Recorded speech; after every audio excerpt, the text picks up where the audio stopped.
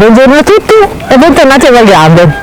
Oggi mi sono seduta qui su questa panchina e scopro un'angolazione diversa. Ma sapete perché mi siedo su questa panchina? Perché dalla finestra della mia cucina io amo osservare molto e osservo anche i comportamenti dei nostri ospiti dopo che si sono fermati e che hanno pranzato qui da noi. Vedo con piacere che vengono all'esterno e vanno alla scoperta degli angoli più strani e quindi noi, osservando i comportamenti dei nostri ospiti e il modo in cui gli ospiti vivono le giornate in agriturismo, abbiamo iniziato a creare angoli sempre nuovi all'interno della nostra azienda, con il posizionamento delle panchine oppure con il posizionamento di possibilità di seduta in modo molto naturale, come sui tronchi che abbiamo tagliato e messo in pieno sole.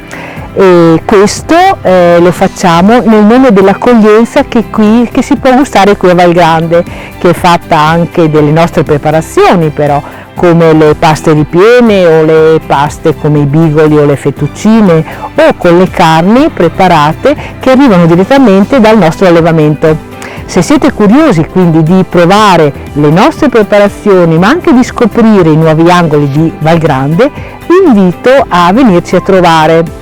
Ma vi invito anche a continuare a seguirci attraverso le pagine dei nostri social e dove troverete tutte le offerte di Val Grande, come la possibilità del pranzo veloce dal lunedì al venerdì o la possibilità di preparare per il pranzo da asporto o per la consegna a domicilio o le preparazioni in previsione del pranzo della domenica.